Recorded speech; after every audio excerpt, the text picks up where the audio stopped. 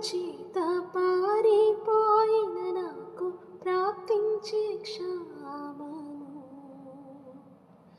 పశ్చాత్తాపము నుండి తండ్రి క్షమ కోరుచు పంపుము క్షేమము.